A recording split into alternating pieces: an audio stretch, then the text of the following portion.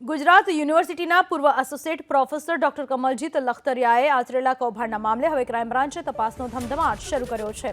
Crime branch પૂર્વ કુલપતિ અને રજિસ્ટ્રાર સહિત એડવાઇઝરી કમિટીના સભ્યોની પણ પૂછપરછ કરી છે।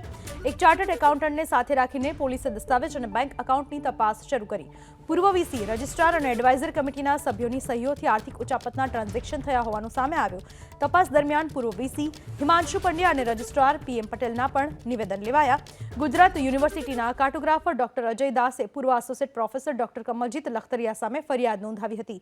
આરોપી પ્રોફેસરે આવકમાંથી પોતાના અંગત વપરાશ માટે સંબંધીઓના ખાતામાં એક વર્ષમાં 1.25 કરોડ અને કેટલાક વેપારીના ખાતામાં 1.64 કરોડ ટ્રાન્સફર કર્યા હતા।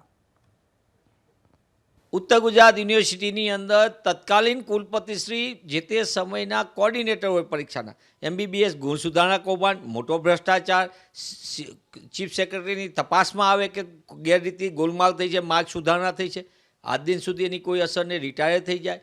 MS યુનિવર્સિટીના કુલપતિ છેલ્લે દિવસ સુધી, પહેલે દિવસથી ખોટી નિમણૂકને એમની સામે અનેક ખોટી રજૂઆત, એની સામેના ખોટા પુરાવાઓ ને એ બધું, છતાં એની સામેની બધી વસ્તુ, એમના દસ્તાવેજો સાથે છેડછાડનો ગુનો, છેલ્લે સુધી નહીં, હાઈકોર્ટની ફટકાર પછી રાજીનામું। કચ્છ યુનિવર્સિટીમાં મોટા પાયે ગેરરીતિને ગોલમાલ, ભરતીમાં ભ્રષ્ટાચાર, સૌરાષ્ટ્ર યુનિવર્સિટીમાં ખરીદીથી માંડીને ટેન્ડરથી માંડીને નાણાકીય ગોલમાલ સાથે રેતી ચોરી, માટી ચોરી સહિતના ગુનાઓ, કોઈ કાંઈ તપાસ નહીં, ભરતીનું કૌભાંડ તપાસ નહીં। એટલે ભાજપાની સરકારે શિક્ષણને ધંધો બનાવી દીધો।